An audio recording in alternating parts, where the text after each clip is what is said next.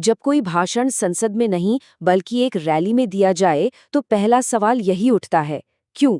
आज हम राहुल गांधी के भोपाल वाले भाषण के दावों को समझने की कोशिश करेंगे। ये वही भाषण है जिसके बारे में कहा गया कि उन्हें इसे लोकसभा में बोलने से रोका गया था। तो चलिए सीधे देखते हैं कि आखिर इन आरोपों में ऐसा क्या था। और इस पूरी कहानी की शुरुआत होती है इसी एक लाइन से। ये सिर्फ एक बयान नहीं है, ये एक बहुत बड़े राजनीतिक टकराव की नींव है। इसी तर्क के साथ वो सारी बातें जो कथित तौर पर संसद में नहीं कही जा सकी, उन्हें सीधे जनता के बीच रखा गया। तो सबसे पहला और सबसे जरूरी सवाल कि आखिर उस भाषण में ऐसा क्या था जिसे संसद में बोलने नहीं दिया गया। और यहीं से एक तरह की मिस्ट्री शुरू होती है। जिस भाषण को रोकने का दावा किया गया, उसके हिस्से बाद में एक पब्लिक रैली में सामने आए। तो अब हम एक एक करके भाषण में किए गए उन्हीं दावों को समझने जा रहे हैं।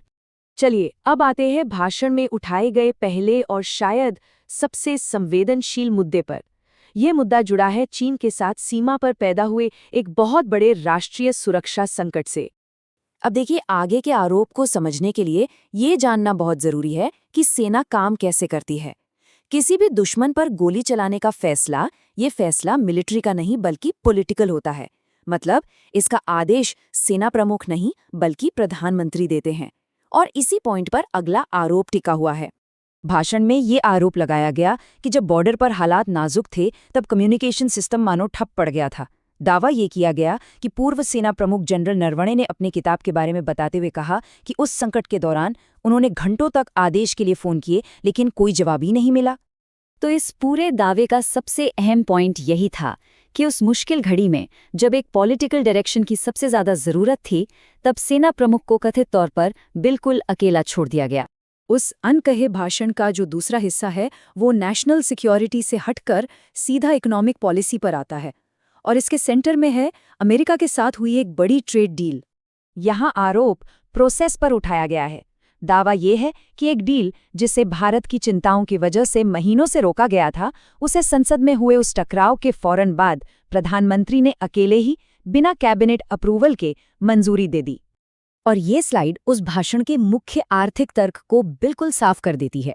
आरोप ये है कि ये सौदा पूरी तरह से वन साइडेड था, जिसमें भारत ने अपने एग्रीकल्चर, डेटा और टेक्सटाइल जैसे जरूरी सेक्टर्स को अमेरिका के लिए खोल दिया और बदले में कथित तौर पर भारत को कुछ भी नहीं मिला।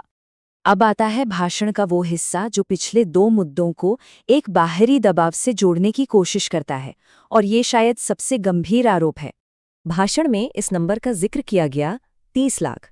ये आंकड़ा अमेरिका की उन सीलबंद एप्स्टीन फाइल्स का है जिनमें ईमेल्स, मैसेज और वीडियो होने का दावा किया जाता है। भाषण का आरोप ये है कि उन एप्स्टीन फाइल्स में 2 बड़े भारतीय नाम भी शामिल हैं और इसी जानकारी का इस्तेमाल करके दबाव बनाया जा रहा है। भाषण में इस बात पर भी जोर दिया गया कि जहां यूके और अमेरिका में एप्स्टीन से कनेक्शन को लेकर बड़े बड़े नेताओं पर एक्शन हुआ, वहीं भारत में इस पर कोई बात नहीं हुई। ये भी दावा किया गया कि हरदीप सिंह पुरी ने अपनी मुलाकातों की संख्या भी सही नहीं बताई थी।